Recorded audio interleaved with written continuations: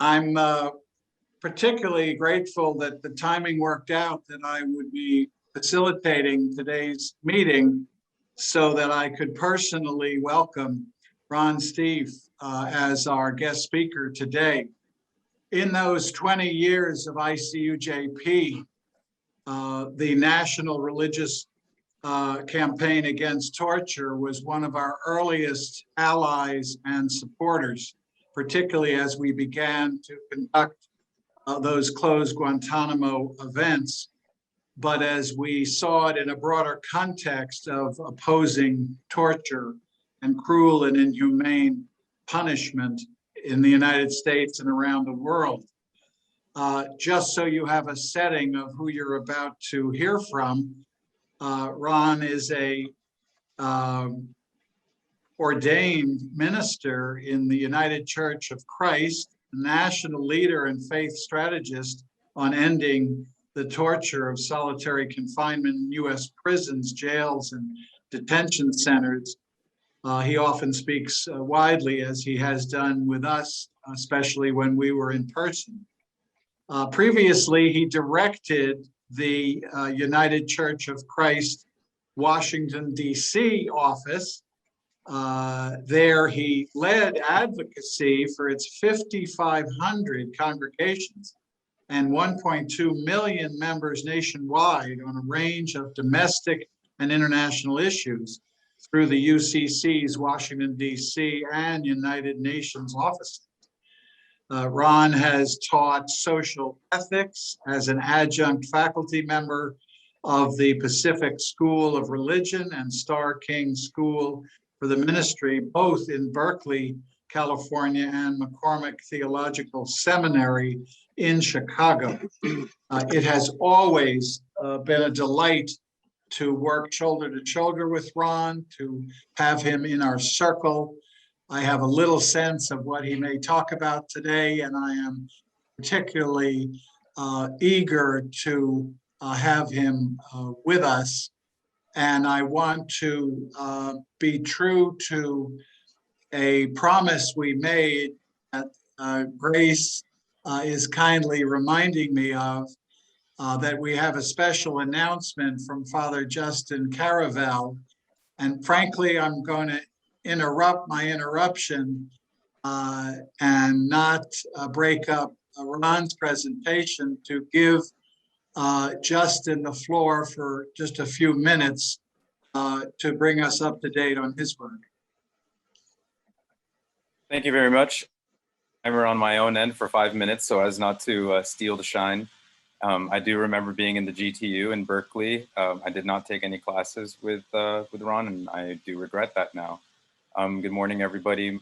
Again, my name is Justin. I'm on Dolores Mission, and I'm also working with LA Voice. And I am a Catholic, and as a Catholic, I believe in the intrinsic dignity of all human beings, which even sometimes is not practiced very well in my own church. I'm also a son of Filipino immigrants. As part of my formation as a Jesuit priest, I spent 1 year in the Philippines working in the national prison there. And it was also the first year of their current president's regime. They were trying to re-implement the death penalty, which has been illegal in the Philippines since 2006. But in the national conversation, they had a president who had reveled in violence as a solution to every single problem. And the problem at that time was rampant drug use and abuse. And his solution was kill all drug users and drug addicts. Earlier this week, as part of the Visiting Forces Agreement that the United States has with the Philippines received $3.3 million worth of military aid, specifically military aid. But also earlier this week, the Philippine military, whom we just aided, fired indiscriminately into a field of indigenous farmers in the south, in Mindanao, in the island of Mindanao, and then also executed brutally, and I will spare you the details of that, 3 farmers who were also members of an activist community to organize themselves. One thing that galvanized me especially was in last March 7th, when 9 activists were in different parts around Manila, were taken out of their offices and their homes and brutally murdered by the Philippine National Police, which also receives aid, US military and financial aid. Ever since he was in office, President Duterte has had a campaign of killing as a solution. First it was drugs, and as that problem has given him less support, now it's communism, not poverty or COVID. And we in the United States fund him, ostensibly for US influence in the region against China, and that's been the excuse that a lot of people have been using to continue supporting Duterte. But all the money that's supposed to go for bolstering Philippine defense against China has been used against Filipino citizens. I've been able to stand here on the sidelines in the United States very safely, and my family has not directly suffered as a result of his violence. But yet I care as somebody who worked in the prison and as somebody who has worked in activist circles for what's happening for my brothers and sisters in the fight who are simply trying to advocate for a more dignified and safer life for them and their people, especially the poor working people of the Philippines. But what can I do as a US citizen? Well, I was called by the Malaya movement, which is a movement of Filipinos living in the US, to try to address these problems. And they have been able to reintroduce through Representative Susan Wild in Pennsylvania, a bill in Congress, HR 3884, called the Philippine Human Rights Act. We'll put a link to a one-page description of what it is in the chat.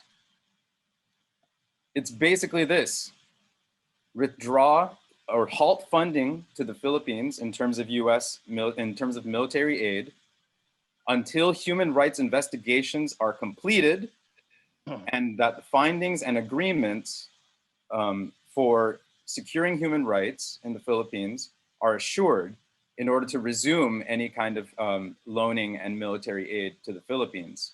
It's not a full stop, it's a stop, let's see what's going on, and if you can account for what's going on, and we agree with that, then we can continue our agreement. It has gotten some co-sponsorship, mostly from representatives in California. It is part of the House Foreign Affairs Committee now, which and we appreciate as many endorsements as we can get in order to bring to our congresspersons, especially in the House Foreign Affairs Committee, greater consideration for this bill. What gives me hope is that last December, the US did basically the same thing with El Salvador. They withdrew military aid to El Salvador after much lobbying and much efforts from our brothers and sisters who care about what's going on there. For justice and for peace, thank you for all the work that you are doing. Please consider endorsing the Philippine Human Rights Act so that we can bring, when we are taking our legislative visits and our efforts to our congresspeople, a greater support and solidarity. That's 5 minutes. I thank you so much for giving me the floor.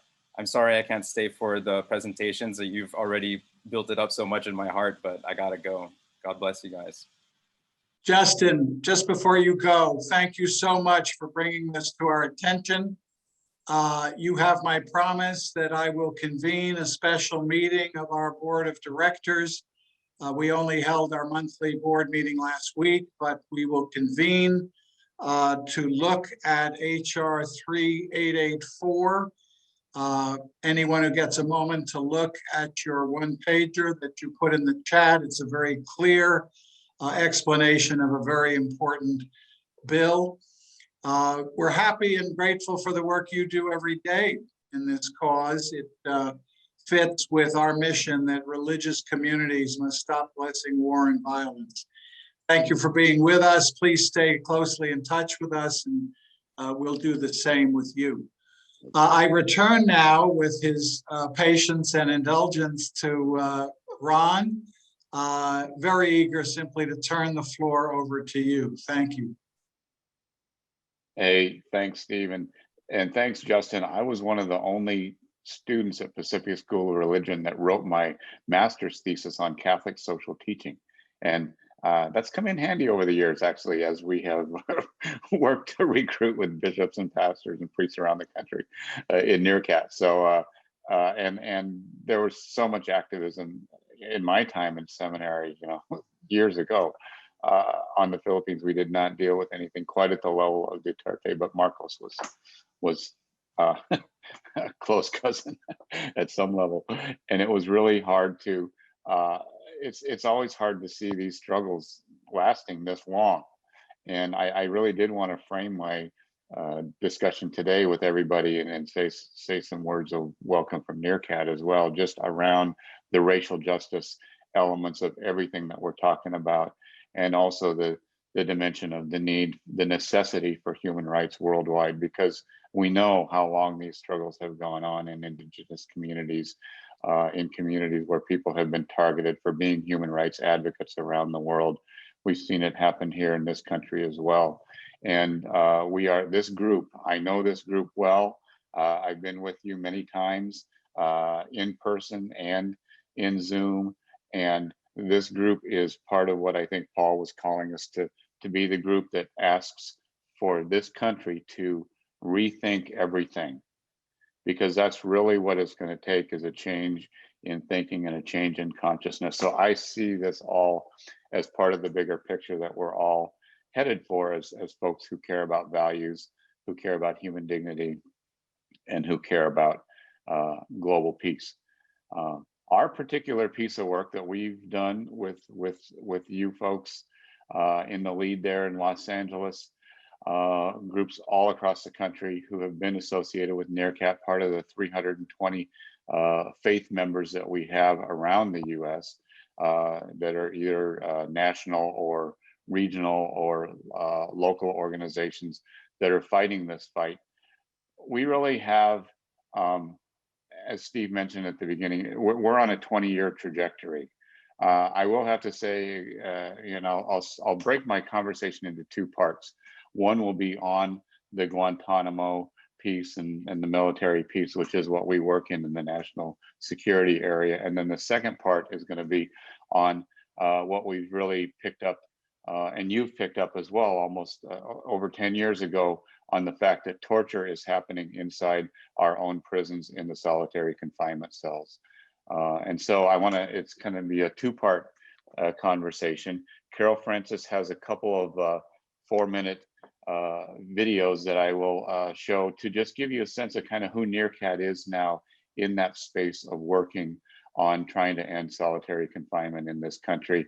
And Carol, I'll give you the go sign when it's time to pop those two videos up.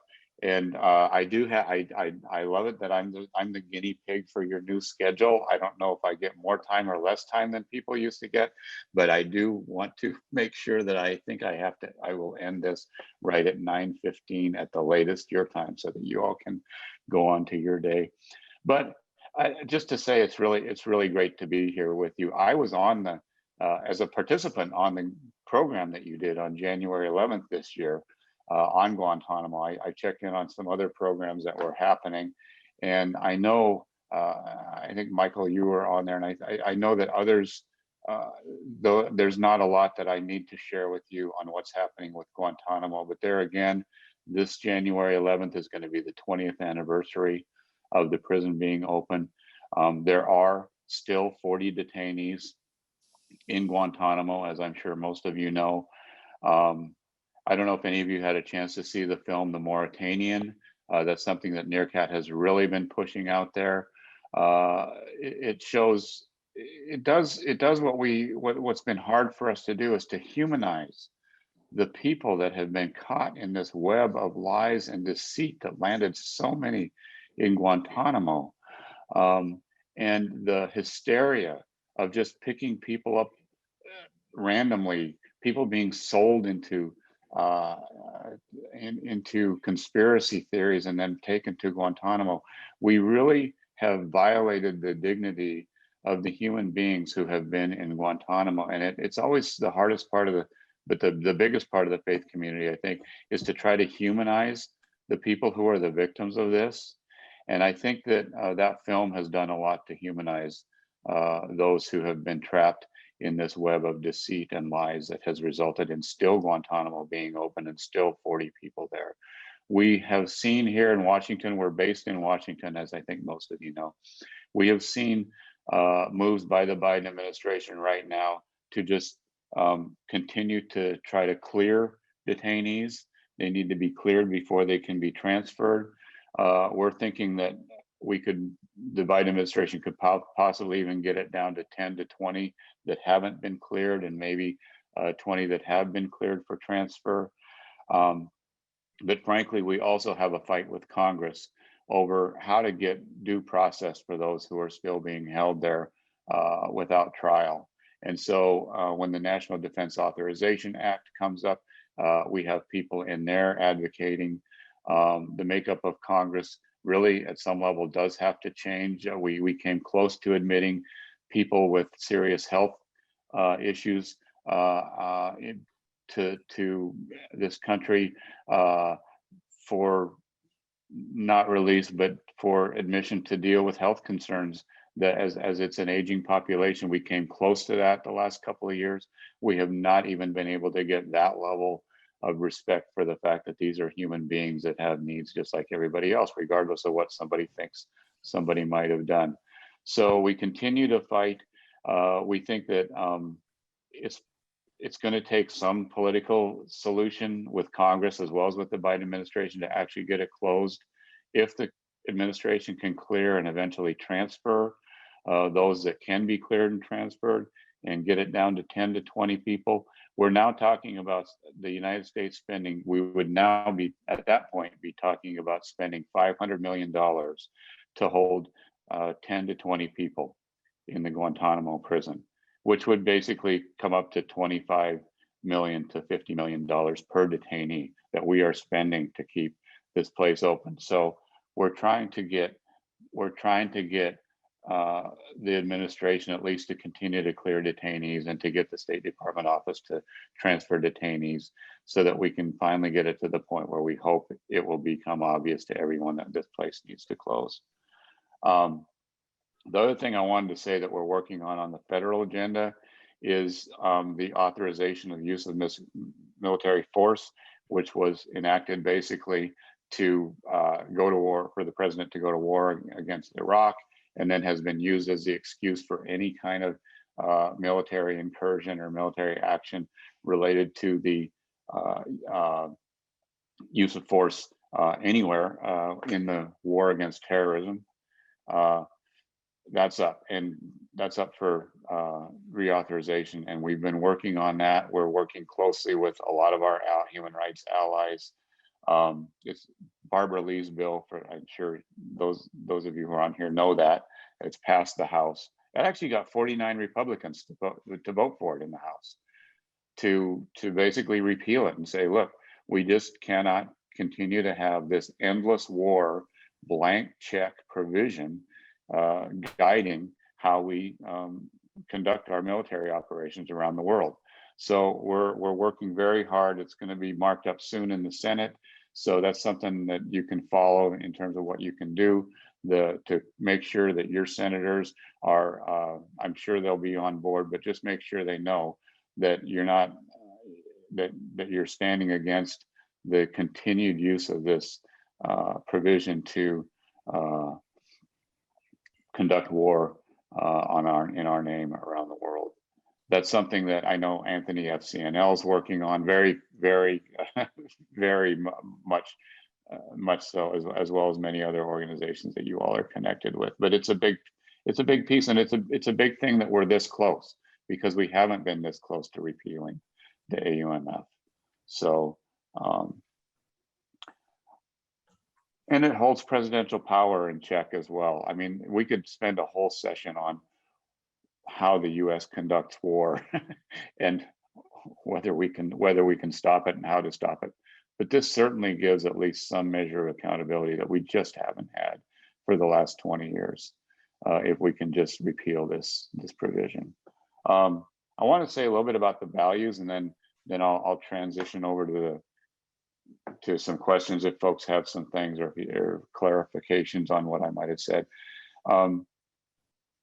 For us at NRCAT, since 9/11 happened, and that's the other anniversary that we're looking at, which is a few months away, we really have made ending torture a values proposition for this country. We have never, ever been drawn into the debate about whether or not torture works. And I think of those of you who've been working on this from the early days, that was kind of the thing, right? That was the thing. Well, well, does it work or doesn't it work? NRCAT was one of the organizations representing the national faith community. At every meeting, we said, it doesn't matter whether it works or not. What matters is that it's immoral, and there is no version of humanity for those of us who believe in God and who believe in the religious values that could be driving this nation. There's no way that you could ever come up with a good reason to torture, for one human being to torture another person. Whether some of the evangelicals and others call it the image of God, we're made in the image of God. Whether it is just a matter of basic human rights, which many of us have argued over the years with our legal friends. There is no possible way that you could engage in torture, whether it works or not. So we've been firm on that. There have been times when people have said, look, you're never going to win on that. But in fact, we did win on that. We got the Feinstein Amendment to essentially ban the same kind of CIA torture that we saw in post 9/11, to ban the CIA from engaging at that kind of torture in US jurisdictions. Now, the larger question is, of course, then that gets farmed out to other countries. But the important point is we have actually won some victories along the way.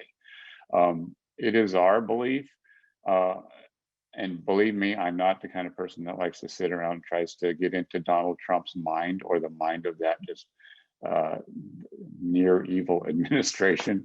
But it is our belief that once Trump and the administration finally settled into the fact that Congress wasn't going to go back on the ban on CIA torture, that the Trump administration did not engage in reinstating the torture program. We thought we thought there was a very good chance that they would have reinstated it had we not had the Feinstein-McCain amendment that banned the CIA torture. So, and we won that. That was something that we all worked on hard, and we got that. So along the way, and I think there have been other victories too. I think torture is much less seen to be much less permissible as a tool of national security. There's a new study that I think is going to be released somewhere around the 9/11 anniversary that will show that the appetite for torture in any circumstance by the American public really has gone down over the last 10 years. And part of it, I think, is the moral values drumbeat that we have all kept going in the faith community. So I just want to give you all credit for that, as well as all the other NRCAT related organizations around the country. A lot of groups left this space years ago. We didn't. The faith community stayed there, and we stayed active and continued to support the lawyers that were representing the clients in Guantanamo and the folks that were continuing to call for repealing the AUMF. We've stayed in that space, and I think it's something that we can just kind of give ourselves some credit for. Let me see if there's any questions, comments, or thoughts that you all want to have. I'm thinking that now is the time we really need to double down on our advocacy on closing Guantanamo. I guess that's one way I can conclude what I just got done saying. And I'll turn it to questions. Yeah, Ron, let's do that in two parts, because this is a freestanding issue. Well, it's all connected, but and we'll just have a brief amount of questions and answers and what's on people's minds. Just for me to kick that off, we met with Senator Padilla's office with a young man in their national security area. Anthony set that meeting up, and it was very positive, and he was almost telling us why AUMF needs to be withdrawn. So I think Padilla is a strong supporter. I want you to confirm that. And then what are the possibilities in the Senate of Dianne Feinstein supporting the repeal? I was actually hoping you would tell me, because our staffer, Matt Hawthorne, really is the one who follows that more closely on how it's lining up. I do know the markup is coming up soon, and so they will know where folks are going to stand. And I'm assuming on this maybe based in some part on the House, but based in some part on past discussions, I'm assuming that most of the Democrats, if not all, are going to want to repeal the AUMF. And there's also a slight assumption out there that there will be some Republicans that will come in that sort of stayed away from it because they didn't want to twist the tiger's tail when Trump was in there and remind him that there is such a thing and he wouldn't want to lose that power. But now under a different administration, there's some thinking that some of those Republicans will also come over. Like I said, I think it was, what was the number in the House? I think it was 49 Republicans voted for repeal in the House. And so I think there's a good chance it could pass. Anthony, do you have any input on that? Thank you so much. Yeah, Ron, we received a response both from Senator Feinstein's aide and also from Padilla saying that both of them would support repeal of the AUMF. Yeah. So I think that's fairly clear, and we've thanked both of them. And I must say that I think one of the things that helped us in our advocacy was not just the national campaign that FCNL was engaged in, but also we had Veterans for Peace, military families speak out, and a group called Deported U.S. Vets. And so that was very effective having them on board because both the aides we met with came from military backgrounds. Yeah, that's good. And we also had people who were Spanish speaking, which really helped us with Padilla's office. So I think that was a key element in our efforts. Great. Those raised hands, that Carol Francis? Yes, several years ago, a few decades ago, a group of my friends were in Mexico and they had this touring museum piece showing a whole lot of the actual torture instruments used by the Inquisition, the Spanish Inquisition. And it was really horrendous. And afterwards, this young woman, Adelila, asked, why, if the whole thing was to get people to force them to do something by making the pain so bad, why did they have to keep inventing new torture instruments? And it just blew me over, and all I could think of it is the inventors and the users of these get some sort of pleasure or titillation or whatever. Do you have any sense of what it is when they say, oh, it's to protect our country? Well, you know, obviously they wouldn't need to come up with all these different ways of doing it unless they're getting some sort of pleasure out of it. It seems to me. I don't know. What do you think? Well, I won't answer that necessarily, but I think there's something to that. What we have, I think a better theory perhaps is that states use terror, including torture, to maintain their authority and control. And Rebecca Gordon, who is at San Francisco State, I think has an awesome book on just that topic. That it's not about gathering intelligence. It's about states exerting their control and authority over others to show people what would happen if they go against the power of the state. And so, yeah, I guess that's sort of been the way we've answered that, I think. But I think there's something to what you say, for sure. Dave Clennon.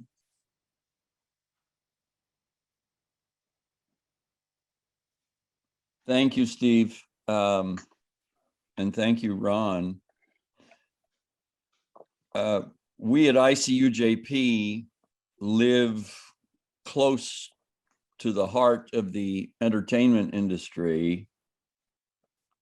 And I would like to hear from you, Ron, about the idea that television programs and feature films have had a powerful effect on the psyche of the people of the United States when it comes to the tolerance of torture. Mhm. I believe that the television program 24, which used to run on Fox, with Kiefer Sutherland as the central character, the star of the show,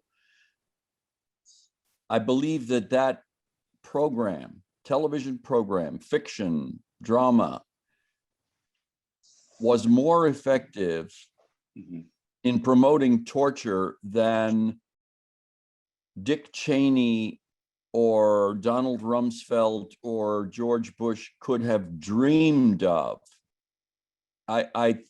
They tried to promote the idea that torture was in the interest of our national defense following the 9/11 tragedy. And I think that a television program that was seen week after week on the Fox channel was more effective than they were. And people at Guantanamo, in charge of Guantanamo and the torture program, frequently referred to 24, and I can't remember the character's name, Jack something. He became emblematic of the kind of toughness and cruelty that were deemed to be essential in the war on terror, which of course itself is an Orwellian concept. But how do you see popular mass entertainment as a potential tool for torturers or for people who oppose torture? Well, that's a great observation. I mean, more recently, if any of you watched Scandal with Kerry Washington, which had a lot of, I think it was on ABC, just a few years ago, it ran its last show. Torture was routinely used there, and it was used more apologetically than it was on 24. But the point, I guess, that you're making, David, is that the entertainment industry and others, and this is so key to our work on solitary confinement. I'm going to switch over to that. We'll get Fernando's question, but what's key to the work is if people see the world as bad guys and good guys, and we're the good guys and they're the bad guys. Oh, and guess what? The bad guys just usually happen to be non-white people. If you can see the world through those eyes, and if entertainment projects the world through those eyes, it is very hard for people to distinguish what is wrong with torture when it can keep you safe, and because that's how these shows portray that this is what keeps you safe. This is what gets one bad guy to tell you what the other bad guy is. And on solitary confinement, for example, we find out that the people that are being tortured in solitary confinement are somebody who had one too many pencils in their room, or who said something to an officer and the officer was having a bad day and they wrote him up and put him in. And then every time they complained, they gave him another 30 days. So I think, and it goes back to the origins of film in this country itself. The Westerns, where the bad guy is always having to be constrained so he or she, although it's usually a he, doesn't hurt us.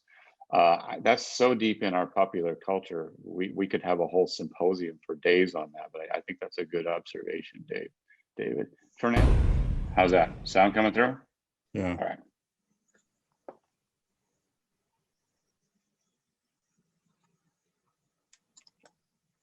My name is Johnny Perez, and I'm the Director of U.S. Prison Programs for the National Religious Campaign Against Torture.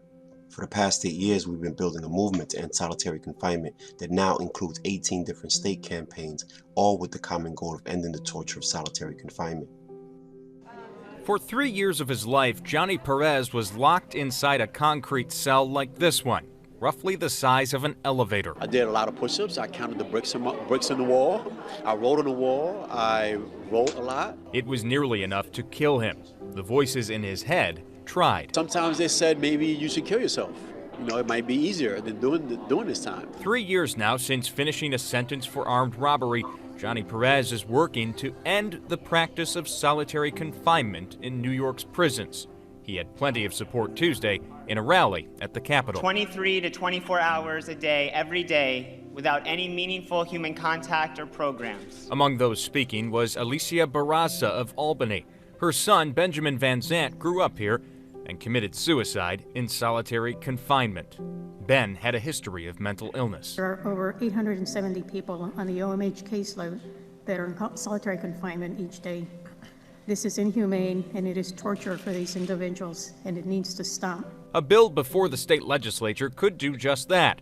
Called the HALT Act, it would limit solitary confinement sentences to a maximum of 15 consecutive days, no more than 20 days in any 2-month period.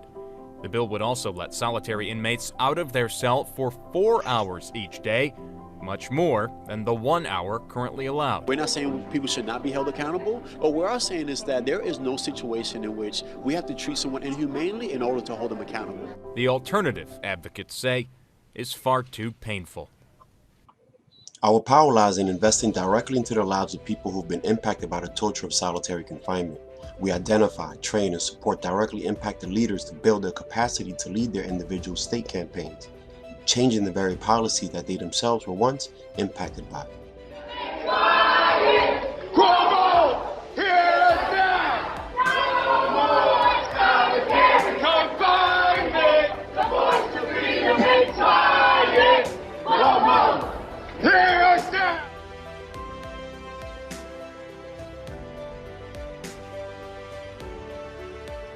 What my spirit.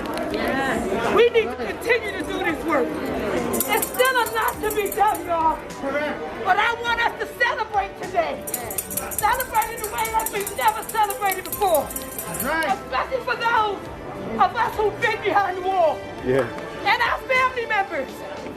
And all of our community members. We need to continue to do this.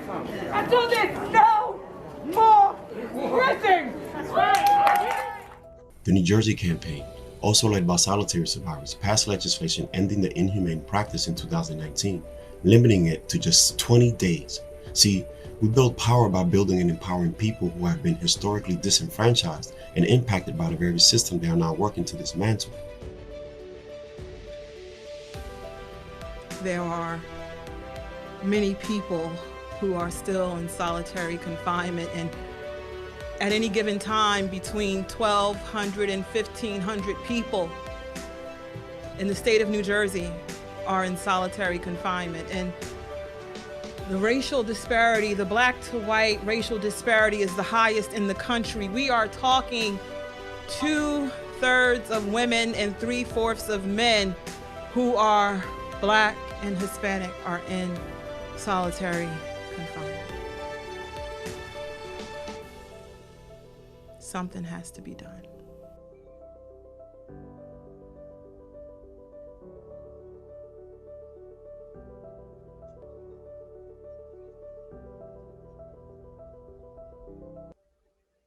So I wanted to just let folks know how we've developed this model at NRCAT, where we are identifying and supporting active state campaigns that are working at the state level, because with solitary confinement, 90% of the people who are in solitary are in state and local institutions. Only 10% are in the federal institutions.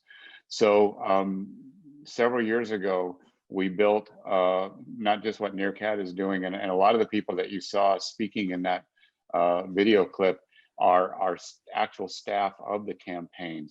Those staff have been supported by a national collaborative that we call Unlock the Box. And Unlock the Box is raising money to get funds to these state campaigns for the long haul fight that we know we're going to have in other states. But we're modeling this fight on the New Jersey and New York successes. And Connecticut just passed their bill in their state legislature, and the governor is probably going to sign it any day now. And so as we continue to get states to pass bills that essentially ban the use of prolonged solitary confinement, we've got the next big fight in these states is for implementation. But for now, state by state, we're seeing incredible success.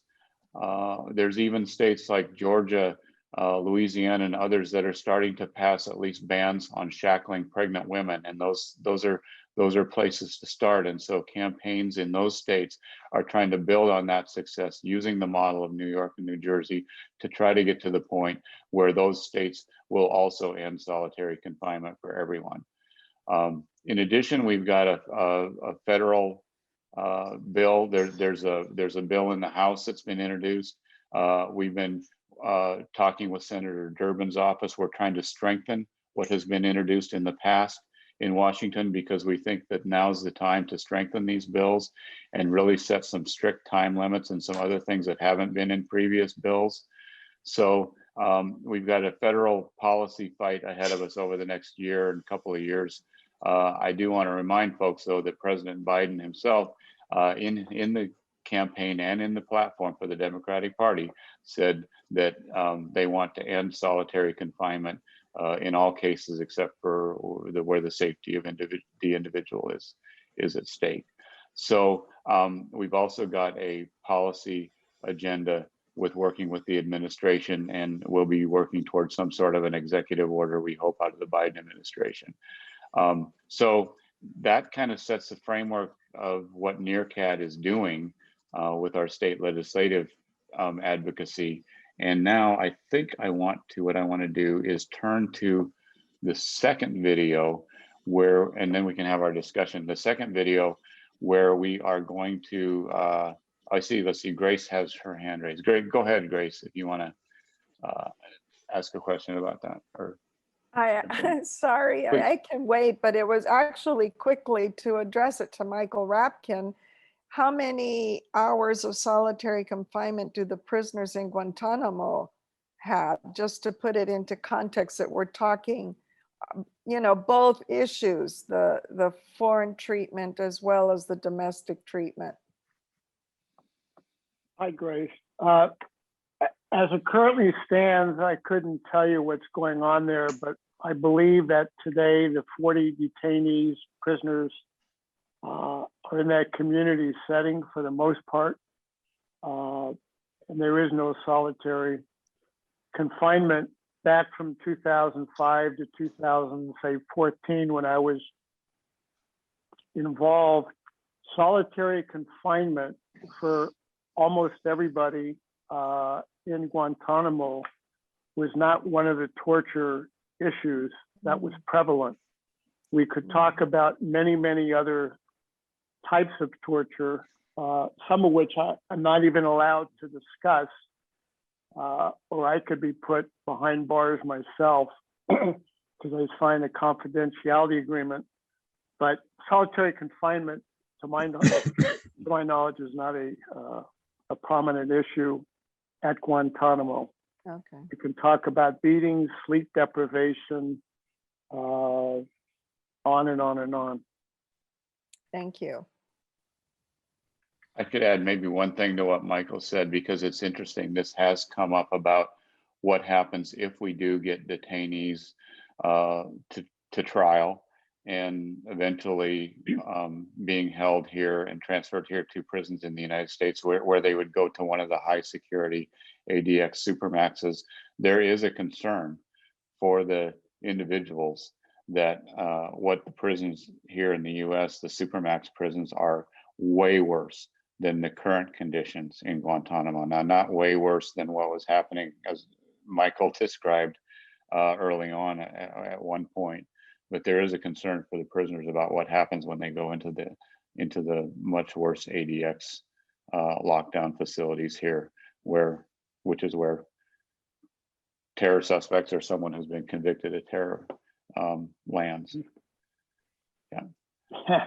I'd hate to see what a skinhead at the Colorado Max prison might do to someone with brown skin that allegedly is a terrorist. That might not be pretty. Yeah.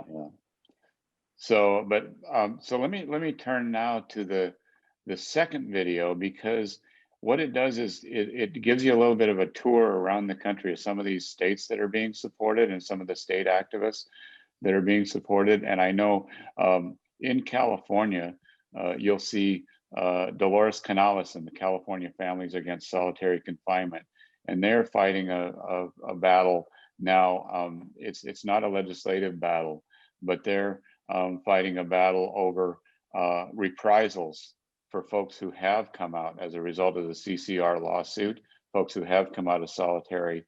Well, there's the corrections are still using the trumped up charges that landed people in solitary confinement in the first place, which was what was won in that lawsuit. They're still using those trumped up charges at the parole board hearings. And so I just wanted to mention that because Dolores is in this video, and that is a campaign. It's different from some of our other campaigns. Most of the state campaigns are specific to legislation.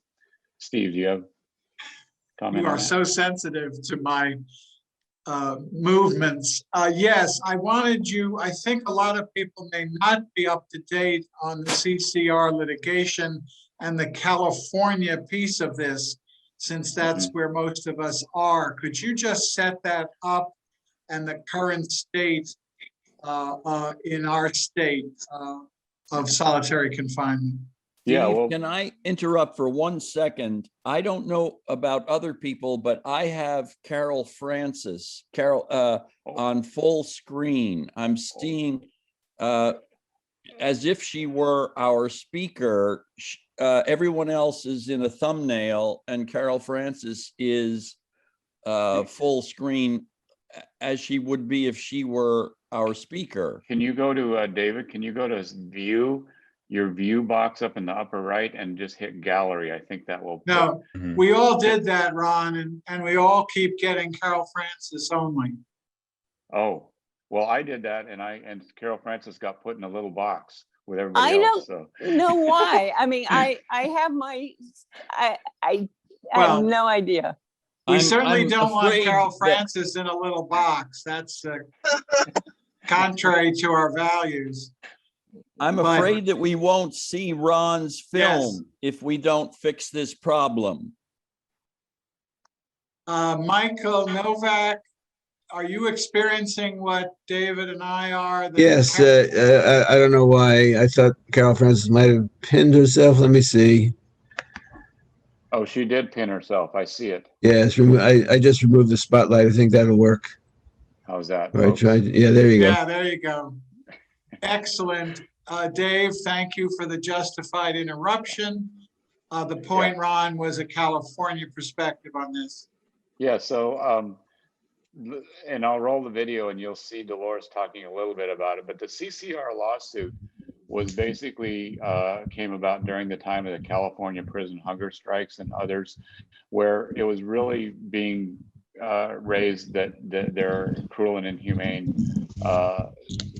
They're being used in a cruel and inhumane manner. So the CCR lawsuit was able to get a lot of Pelican Bay actually has been shut down at this point. Dolores's son himself was in Pelican Bay. There have been well over 1,000 people have been released from solitary confinement as a result of the lawsuit. I believe the terms of the lawsuit, Steve, you might know this, were on behalf of anyone who had spent more than 10 years in solitary. And so it was, you know, and that tells you how horrible California has been on the issue of solitary confinement. And so now they have been put in the general population, and the families and the folks themselves who are in the general population have had a real fight on their hands to not have basically what was discovered in the CCR lawsuit, what was ruled on, was that the gang identification program was there was all kinds of fabricated evidence, there was all kinds of fabricated testimony. And as they went back, the judge just said, look, you can't be holding these people in this class in solitary confinement if this is how they got in. But so they're in the general population now. I think it's 1,000 to 1,500 people are now out of solitary. But the point of what's happening now is that those same records are being used in parole hearings when in fact they've been ruled against as something that should never have been part of the process in the beginning.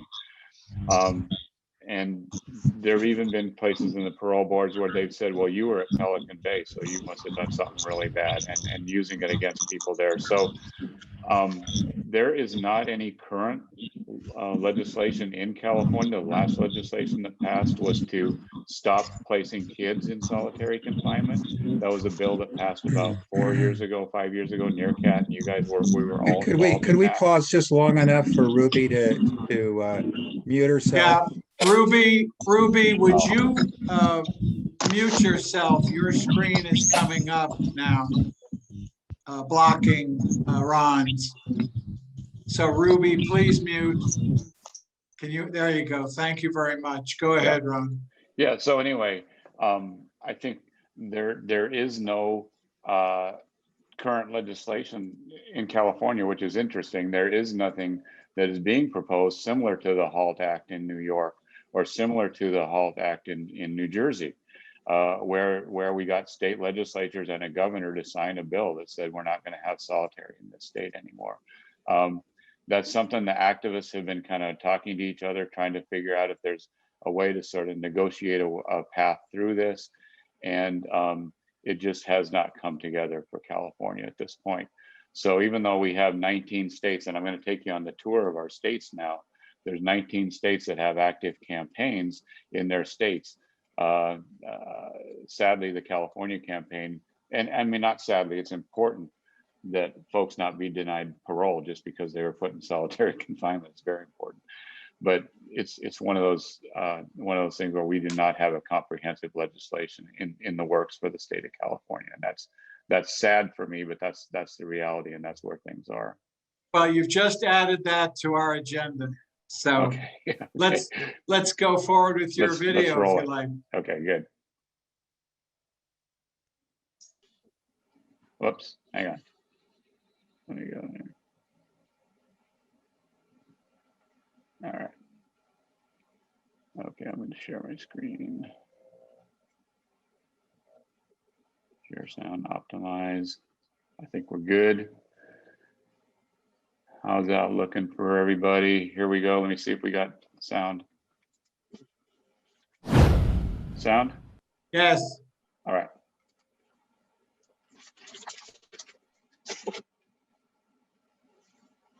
My name is Johnny Perez, and I'm the Director of U.S. Prison Programs for the National Religious Campaign Against Torture. For the past 8 years, we've been building a movement to end solitary confinement that now includes 18 different state campaigns, all with the common goal of ending the torture of solitary confinement. Our allies include solitary survivors, faith leaders who are uniquely positioned to hold legislators accountable, and even student groups who will be taking on roles we hope to see culture changing. In September of 2020, NRCAT joined solitary survivors across 10 states to raise awareness about prison violence. Hey, Johnny, it's great to be a part of this. Thank you so much. My name is Dolores Canales. I am a strong survivor of mass incarceration and of solitary confinement. I'm here today representing the Bail Project. Cash bail is one of the more hidden parts of systemic violence. And mind you, oftentimes people are held in solitary confinement in isolation pre-trial without being convicted of any charges whatsoever. Leave it to Johnny Perez, leave it to NRCAT to go all out, you know. I've done IG Live before, but you go nationwide with IG. And I just want to introduce my colleague and my partner, Jack Morris. Yes, he bring on spent Jack. over 40 years in prison and over 30 years in solitary confinement, people. Did you all hear that? In California, over 30 years, not for discipline, but an assumption-based practice that California used for decades. Jack, if you want to say hi real quick and tell us about what you're doing. Hello. Now I'm working with the reentry population. Anybody coming out of institutions can come to me, and I will try to provide them with the necessary tools they need in order to remain free and avoid recidivizing. Thank you so much. I'm coming to you as a mom who was formerly incarcerated. I'm the coordinator for Massachusetts Against Solitary Confinement. And in Massachusetts, they've changed the names. So they claim they don't have solitary confinement. But you can't change the name and continue the torture. Well, hey guys, my name's Demetria. I'm the community organizer at the Justice and Accountability Center, and I also am one of the people who host the Louisiana Stop Solitary Coalition. We had House Bill HB 344, which was a bill that was going to help women who were pregnant not to be able to have a pregnancy in prison. And so the beauty of that is we passed the bill this year. So right now in DOC in the state of Louisiana, if you are a pregnant woman, you should not be giving birth in solitary confinement or 8 weeks after or before. Hello, everyone. Thank you for joining in today. This is Pamela Wynn. I'm coming to you from Georgia.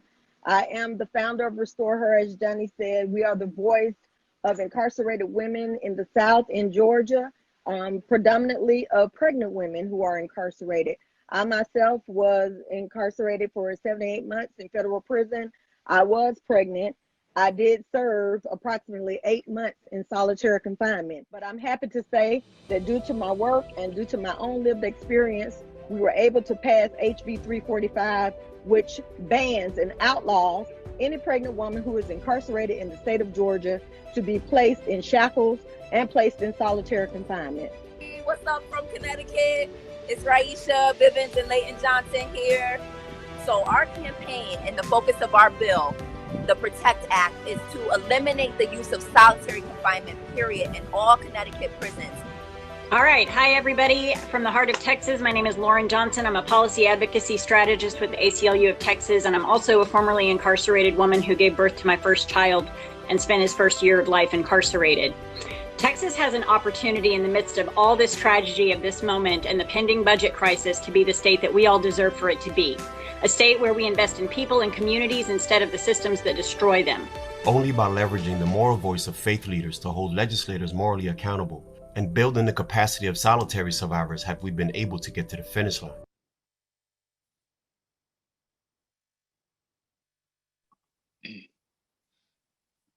All right, good. I'm going to stop share now. That was a rough cut. Those of you who know your way around video, we just put these together a couple weeks ago, actually. But I hope you got a chance. Oh, and I had to change rooms too. Our house is a Zoom studio today for some reason. I hope you got a sense of who NRCAT is around the country. You know, I think there was an important time where it was the faith leaders standing up there in our collars and, you know, saying this is wrong, this is immoral. And I think we've expanded that greatly to put the voices of people who have been impacted front and center in the campaigns. And it's interesting because the folks the solitary survivors who are doing the lobbying, and there's a lot of lobbying happening across the country, as you can see, the solitary survivors who are lobbying always say that, oh, whenever somebody walks in the room with a collar on, boy, that they really listen. The faith leaders say, wow, whenever somebody comes in and tells their story about how they sat in a solitary confinement cell for 15 years or how they were pregnant and gave birth in a solitary confinement cell, boy, those legislators really listen. So I think we have some really good teams that are built around the country. The ACLU is very involved, as are many of the local human rights organizations in these 18 states, which have the campaigns going right now. We do a lot of assessment. We do a lot of training. We raise the money to fund the campaigns. And I'm talking about, you know, significant. Most of the folks that were speaking were staffers. We can get grants of anywhere from $30,000 to $50,000 a year to these organizations. And many of them now aren't even organizations. They just formed around their campaigns. And so NRCAT has also taken on a role of being a fiscal sponsor for many of these campaigns so that they can, in addition to what we can provide, they can also raise money within their own states for their campaigns. In some places like New York, their budget is like almost half of NRCAT's budget, if not closer to our budget.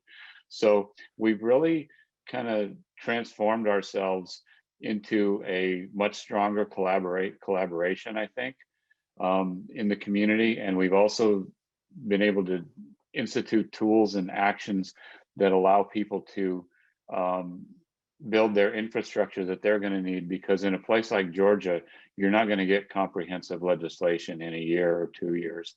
So we're trying to invest in the infrastructure of these organizations and really truly build a national movement. So I hope you have enjoyed seeing all my friends out there in the different parts of the country, and we're able to take something away from that. And I'll leave it open for the rest of the time to just questions or conversations or reflections. Ron, thank you so much. We've got at least 20 minutes for some questions and answers. I just want to say how impressed I am, and I love that we're having this update from you, because under your leadership, and I'm sure you would say it takes a village and a staff and volunteers, you have so deepened and expanded the reach and the scope of NRCAT. It's just extremely impressive. To focus on that, do you have statistics on the degree to which solitary confinement there is a racial disparity? This was alluded to by some of your colleagues in the video. Do you know the figures nationally, the extent to which this form of torture is visited upon people of color? Yeah, we don't have those exact statistics, but we do know and I think most of us know, and I don't have the exact statistic, but most of us know that the number of especially brown and black people in prison is incredibly high, way disproportionate to the population. And in places like Montana, North Dakota, other places, the proportion who are Native American are disproportionately high to those who are not. And so I think that what we do know is that solitary confinement tracks at least equal to that, if not more, because there is the element of racism itself within the prisons, not just the racism that got somebody into the prison in the first place, but once there, you're much more likely to be assigned, if you're a person of color, to a just because of the suspicions everybody has due to their racism. And so prisons, actually a lot of these bills that we have out there in the New York and New Jersey bill are making prisons start to keep track of what they're actually doing, because it's bad enough to know that these people are being tortured in solitary, but when you start to look at the disproportionality, especially along lines of race, we're going to expose the system for even more corrupt than it already is. And so a lot of these bills do have information gathering, and that's the kind of thing we don't have, but we need. So, yeah. Thank you.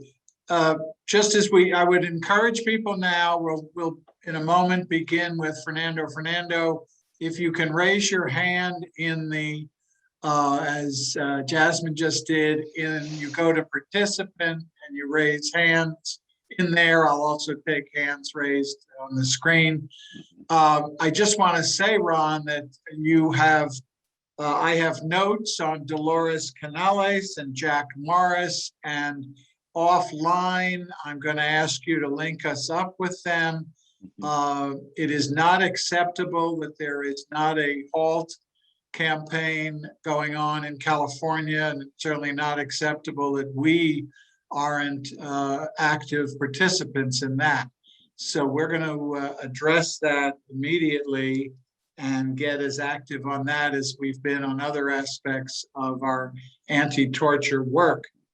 So let me turn to Fernando. Fernando, now we're talking broadly about Ron's entire presentation today. Fernando. I'd like to thank the presenter, because this is really a very important work. As as I belong to Black and Brown Unity, these are the same struggle that we have in terms of not just incarceration, But I guess my question is that how do you connect, because it seems this torture or this torture and the prison in Guantanamo would not stop because these issues are nothing new. But at the same time, how do you interconnect this to the interest of the U.S. government in terms of like a war on terrorism, and other is that the prison industrial complex, because we see this as connected issues that really impacting the not just this systemic racism, but it's really because the money is really huge. When you look at it, 86 or 87,000 each inmate to be incarcerated, and these are a big issue to us. So maybe I'll just stop from there. Yeah, an interesting piece. I know this doesn't get totally to your question, but one of our organizers who runs the state campaign in Pennsylvania was in prison and saw the first prisoners being taken to Guantanamo on television when he was there on the TV in his cell, and he said that he immediately recognized the orange jumpsuits because that was the same orange jumpsuit that he had on.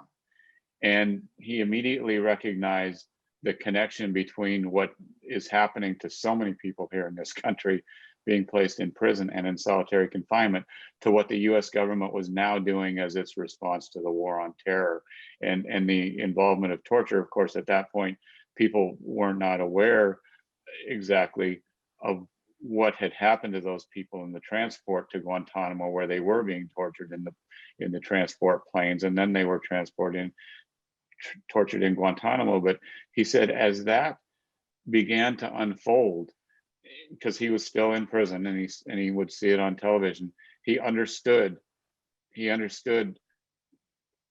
that this is exactly the same thing that the United States is doing, not just here in the United States to people like him, but all around the world. Thank you. We'll go to Jasmine and then the Andy and Emma team. Jasmine. Thank you so much, Ron, for bringing us this very, very informative and very needed now information. I really think it's important for us to be aware of the data and the information that's just there for everyone, and it should be out in the public because people need to know about this stuff, and in order for them to know, they have to know where to go, have to know here ICUJP as a resource, but they have to know trusted resources. And NRCAT is definitely one of those.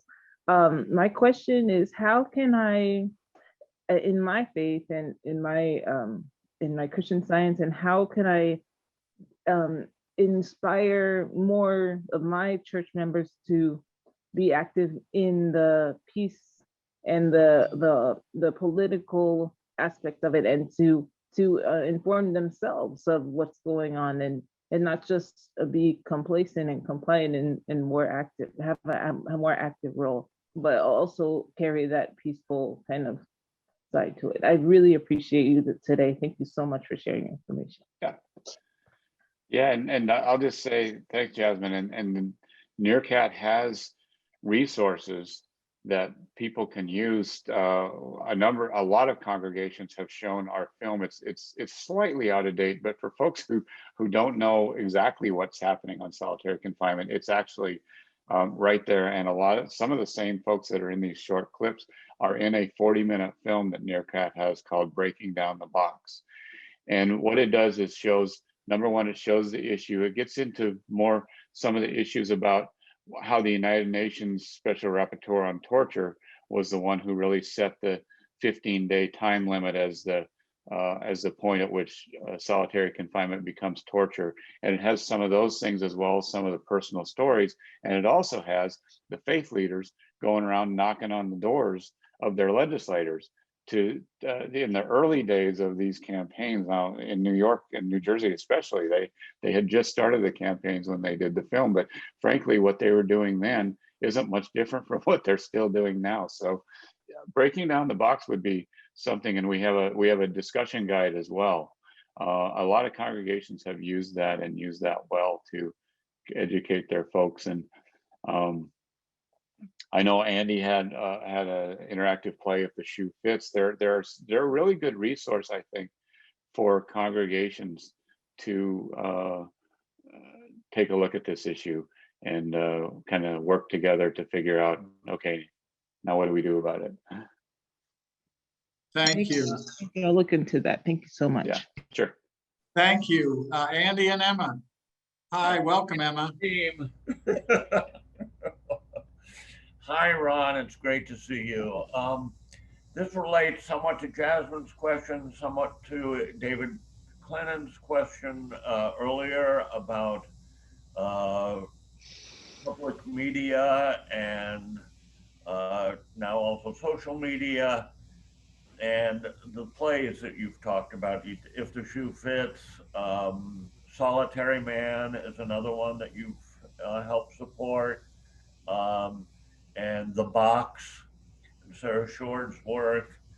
I just wondered, because that is an effective way to reach people, are there ways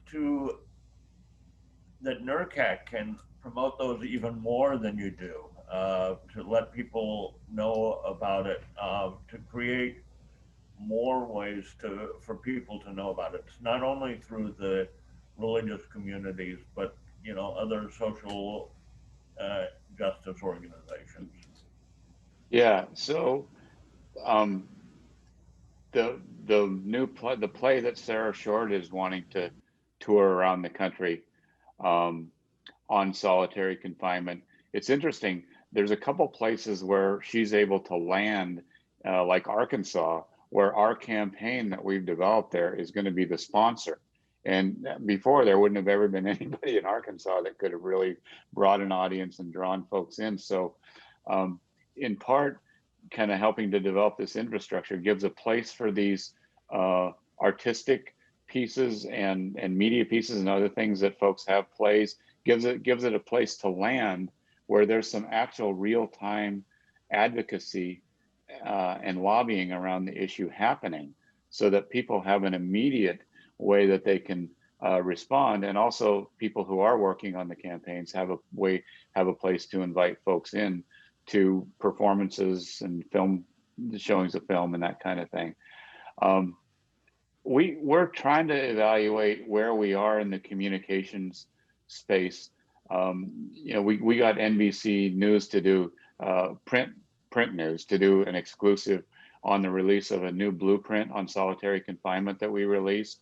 And we were hoping that would get picked up and spread around. And it got tweeted out by some of the folks on MSNBC and other things. And we're trying to figure out how we can get more attention to the issues. One thing I will say, with so many of the folks who've been involved, who have direct experience, for example, the woman that was speaking the performance piece at the end of the first video, that's a performance piece that was picked up by the Green Space and was promoted on radio and beamed out across New Jersey. So what we're trying to do is have the local folks kind of get their piece out there in the context of what's happening, and see if we can get national news to pick it up based on the coverage that they're getting. And that's a very hard piece to do. That's a very hard strategy to use, but I think it's the one that's probably where we're going to spend the most of our time and energy. And we've even got a media consultant that's kind of looking at how to elevate those voices more at the local level. And if it comes through a performance piece like it did in New Jersey, or like it's going to in Arkansas with Sarah Short's piece, then all the better, then they can hook it onto that as well. maybe it's time for a update if the shoe fits revisited. Yeah, well, yeah, pieces. And of course, now that I don't know when people will actually be able to get together for public performances, we're hoping that Sarah's tour can launch in the spring of next year, or maybe even earlier. I'm not sure what she's planning. But we've had a little bit of a setback there. But on the other hand, we have kind of transformed over to Zoom, but we're ready to get off Zoom and get back out onto the public performances. That kind of leads me into what I wanted to ask about, because when you say get off of Zoom, Zoom has made events like this accessible to people who are marginalized in terms of disability, who may not be able to get out. So if your idea of progress is to get off of Zoom as opposed to find hybrid ways to use this, because people with disabilities were asking for years, can I telecommute to work? Oh no, we couldn't do this. Can I take classes from home? No, we couldn't do this. And then overnight, we figured out how to do it when it wasn't a disability rights issue. And now you're saying, oh, let's get off of this again. And I was going to ask you, because you've mentioned the racial disparity and the racism in prison, the disability disparity in prisons wasn't even mentioned. And the other problem we have and the real brutality I've come up against in both educational and social justice communities in even raising this issue, that it tells me when you can say, oh, get off of Zoom and get back in the world, that there really aren't that the disabled people are not central to the organization, because that would have already been discussed and hashed out. And by the way, you really can't do this without us. I was brutally marginalized in LA for just raising the issue, for just calling and asking at an event, are you accessible?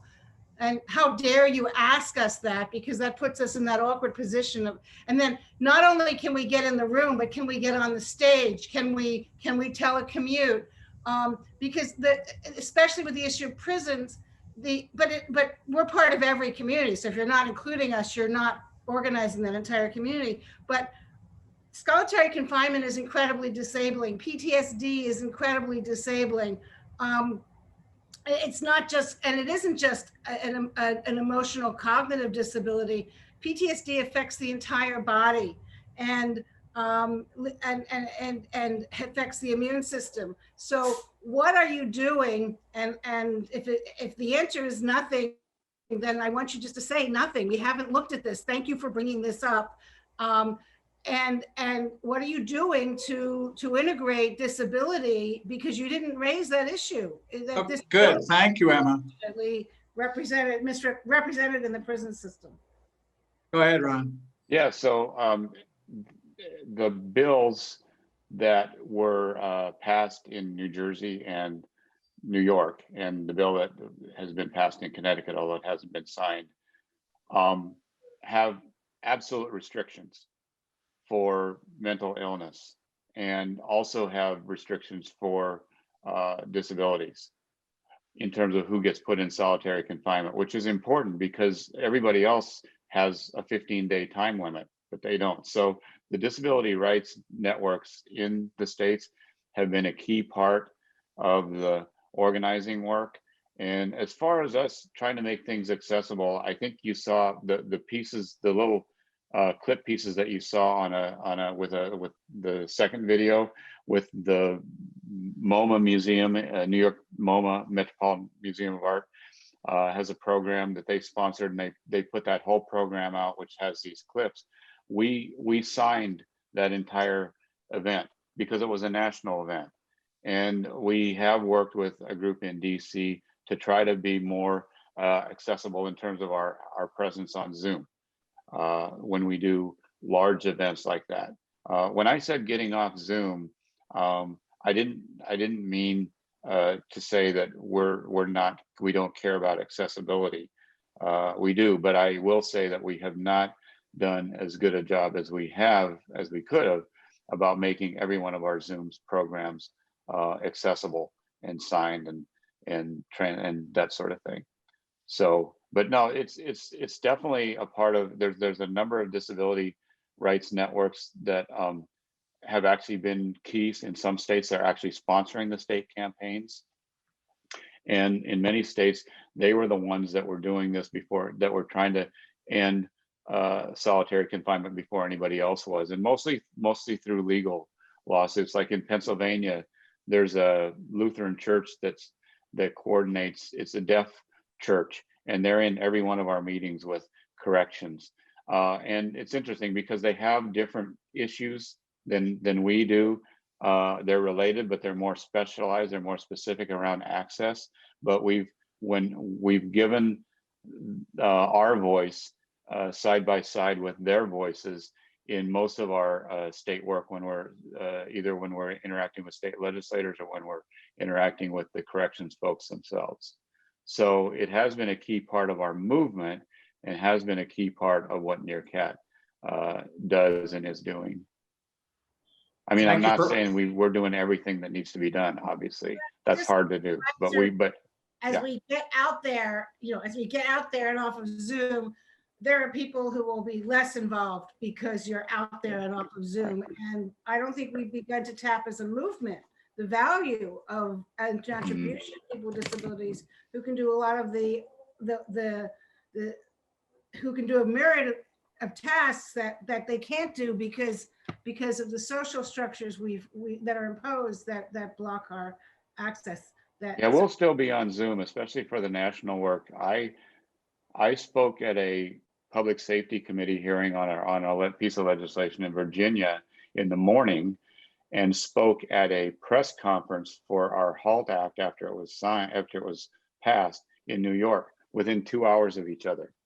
And so there's incredible other access issues with Zoom, and I think that we need to take what you say into account for just one more reason, that we need to preserve what we've done and take some learnings from this time and build it into a positive new future that includes everybody. So I totally agree with that. Thank you, Emma. And offline, you should reach out to Ron at NRCAT and to contribute any other ideas you have about ensuring the disability rights community is well represented in their work. As we come close to finishing, I just wanted to raise one final issue, Ron, and tell the group as well that on Wednesday of this week, the Commission on Revision of the Penal Code voted unanimously to propose the abolition of the death penalty. They will be issuing a report. That report's going to the state legislature.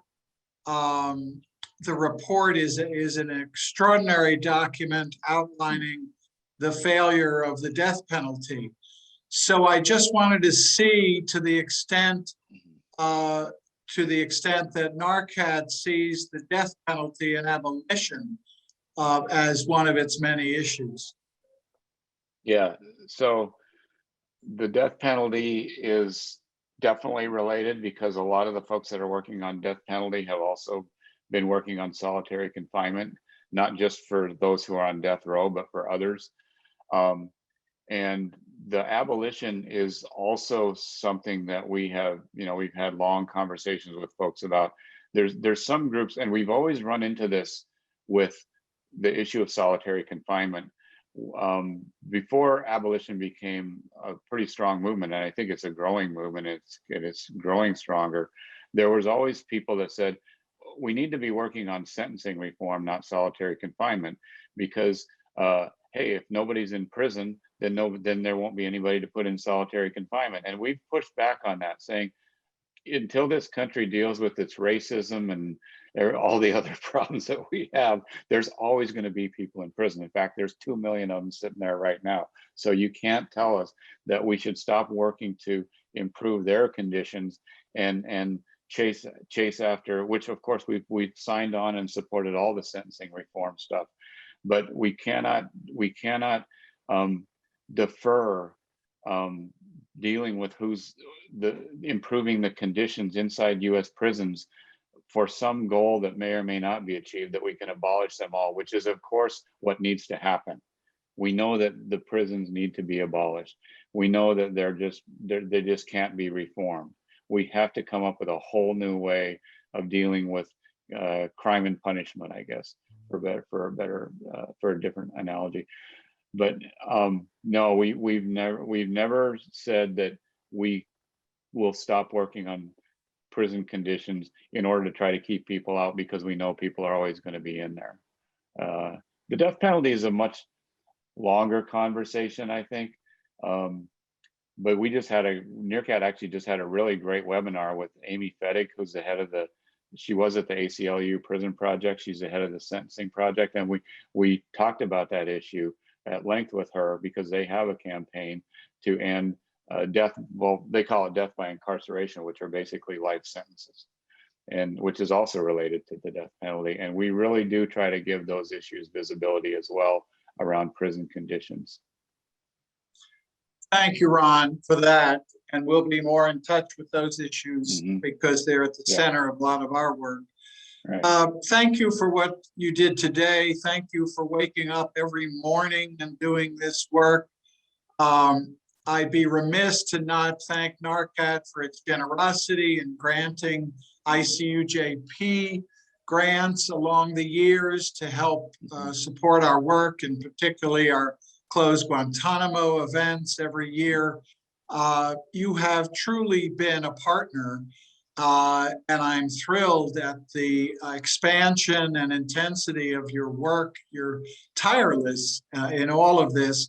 Please know that folks out here and across the country know what you're doing, support what you're doing, and we wish you good health and strength going forward. Thank you, and thanks everybody for being here. It was great to spend the morning. Thank you. Well, it's not morning here, but it's morning there. Great to spend the morning with you.